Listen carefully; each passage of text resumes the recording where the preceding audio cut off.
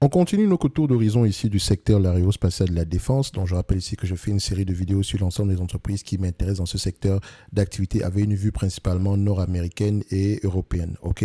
Donc, toutes ces entreprises, la finalité est la suivante.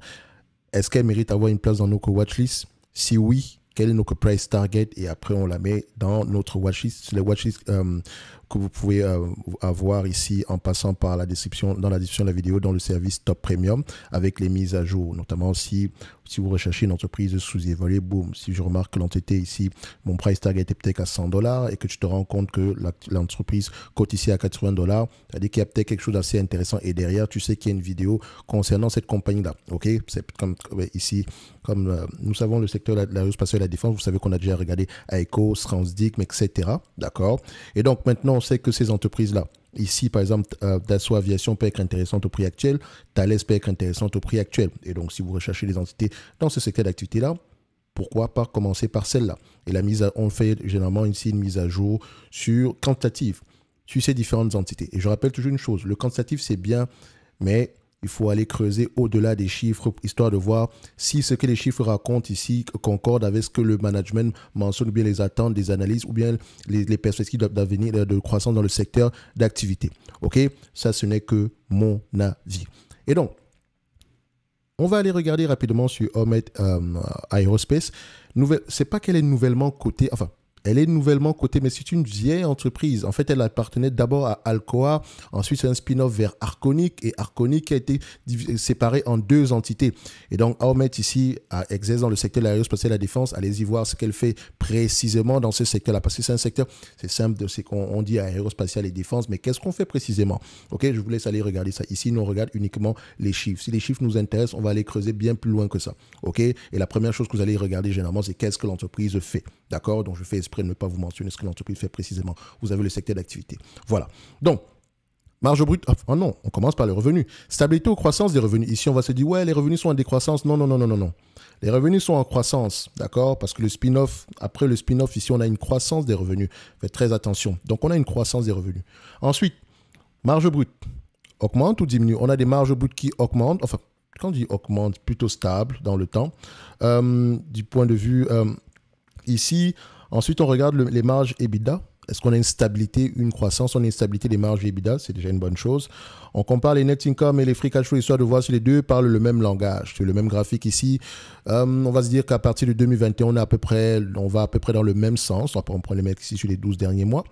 Donc, la question qu'on aura à poser au niveau des rapports financiers, c'est qu'est-ce qui s'est passé entre 2018 et 2021 par rapport au free cash flow? Est-ce qu'on a massivement investi ici dans l'outil de production ou ce genre de choses? On aimerait savoir pourquoi est-ce qu'il y a une différence entre les deux. D'accord? Donc, une entreprise qui a des bénéfices nets de $1 devrait avoir des free cash flow de $1. Et s'il y a une différence entre les deux, qu'elle soit positive ou négative, il faut absolument aller vérifier parce que c'est avec les free cash flow qu'on repaye la dette.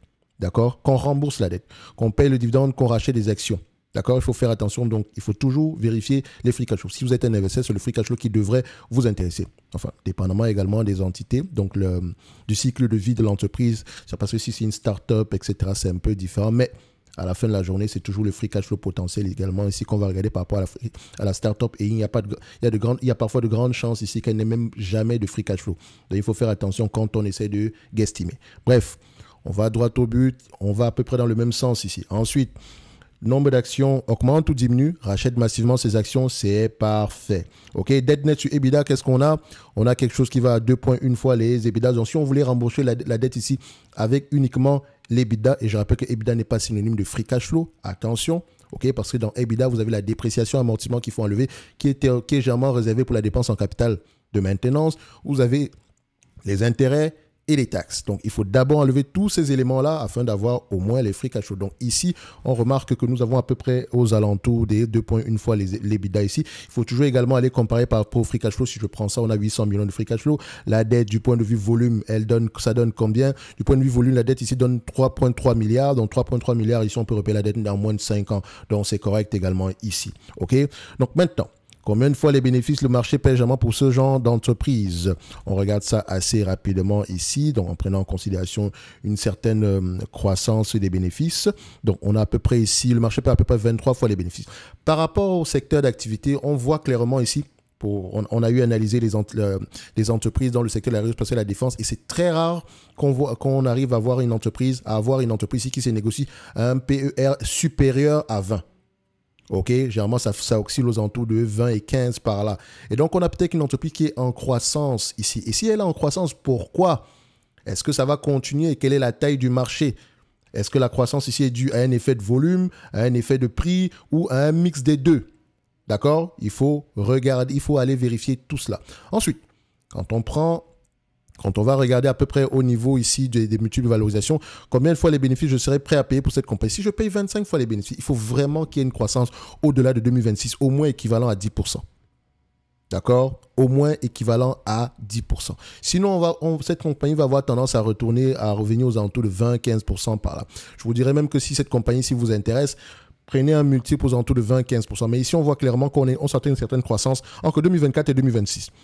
Plus de 15% par là. Ok, est-ce que les analystes ont tendance à faire de bonnes prévisions ici? On remarque que oui. Et on va vérifier, est-ce que les attentes augmentent ou diminuent? Je rappelle que vous avez 25% ici de réduction en passant par mon lien d'affiliation pour Fastgraph, pour ceux que ça intéresse. Donc, c'est en description de la vidéo également. Donc, $3, $3,37, $2,51, $2,85. Donc, les attentes sont certes optimistes, mais elles sont, par rapport à ce qu'on avait il y a 6 mois, c'est de plus en plus optimiste. On aime ça. D'accord? Et donc, je dis bien si, on me demande de payer en date d'aujourd'hui, d'accord? On me demande de payer 80,50, donc disons $81, à une entreprise qui pourrait me rapporter au moins $3,37 d'ici 2026. Donc, mon rendement sur coût est aux alentours de 4%. 4%, ça représente à peu près 25 fois les bénéfices par là. Ici, on applique à peu près 25 fois les bénéfices ici. On va se dire que l'entreprise est correctement évaluée. Mais il y a déjà également une certaine croissance dessus. Et idéalement, j'aimerais l'avoir à un prix aux alentours ici, aux alentours de $60 par là. 60-70$. Attention, ça, c'est sans prendre en considération la dette. Parce que si on a 25 fois les bénéfices en date d'aujourd'hui et que je prends en considération la dette, ici, j'ai combien? J'ai à peu près $7,5 par action. Donc 7,5 par action, moins 25, 7,5. Attends, ça fait 4,24, moins, disons 8. Alors, ça donne à peu près $76. Donc mon target ici aux alentours de $76 l'action. Et donc, quand je vais la rentrer dans ma watchlist, qu'est-ce que je vais mettre? Je mets $76 l'action. Et on applique ça ici. $76 l'action et ça va nous marquer quoi? Que Aoumet n'est peut-être pas sous-évalué en date d'aujourd'hui. Évidemment, tout va dépendre de la croissance future. Et comme on va le remarquer ici, on s'attend à un PER dans 3 ans aux alentours de 24 fois les bénéfices. Et donc, si la croissance va au-delà de 10% en moyenne sur les années à venir, on aura peut-être quelque chose d'assez intéressant. Je prends un exemple. Je n'aime pas extrapoler, hein. Faites attention, il faut toujours avoir la taille du marché derrière. Quelles sont les raisons de la croissance actuelle avant de se faire un avis vraiment, avant d'avoir un avis vraiment ferme sur le potentiel de croissance de cette compagnie-là. Parce que ici, ça reste de la guesstimation. Il ne faut pas jouer avec, c'est pas parce qu'on a une croissance de 20% par le passé qu'on aura 20% sur les 10-5 prochaines années. Faites très attention. Et donc, si je prends ici, en prenant en considération l'estimation des analystes, on a une croissance moyenne ici aux alentours d'une vingtaine de pourcents, 20-15% par là. Et si on croit à peu près à 20% en moyenne jusqu'en 2029, ok, à 25 fois les bénéfices, on pourra avoir un prix aux alentours de $145. J'ai bien dit à 25 fois les bénéfices. Donc ça dépend de quoi? La croissance à 20 fois. Ensuite, ça dépend du multiple de valorisation. Ok? Si l'un des deux change, vous êtes mort. C'est pour ça que je n'aime pas acheter une compagnie de croissance à un prix qui implique la croissance. Donc, idéalement, le prix qui n'implique pas la croissance pour moi, pour cette compagnie, donc sans croissance, idéalement, on aimerait l'avoir aux alentours de $40 en date d'aujourd'hui. Ok? Si on se base sur les bénéfices de 2026, on peut aller même aux alentours de 55-60. Donc, il faut faire très, très attention quand on applique un multiple de valorisation. Il faut toujours aller regarder la raison derrière. Quand on va au-delà ici de 15-20 fois les bénéfices, c'est parce qu'on s'attend à une certaine croissance, un maintien des marges, etc. OK? Donc, faites très attention. Et ça, ce n'est qu'une analyse quantitative.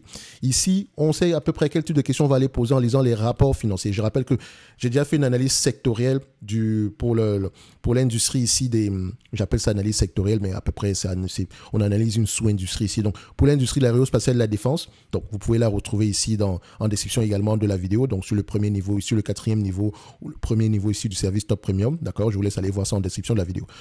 Et maintenant, pour ceux qui sont ceux qui veulent à peu près en apprendre plus pour la compagnie, sur la compagnie, tout ce que vous avez à faire, c'est peut-être aller regarder de la description et plonger dans les rapports financiers, qu'est-ce que la compagnie fait, géographie d'opération, etc. Et nous, on se donne rendez-vous sur la prochaine vidéo. Merci.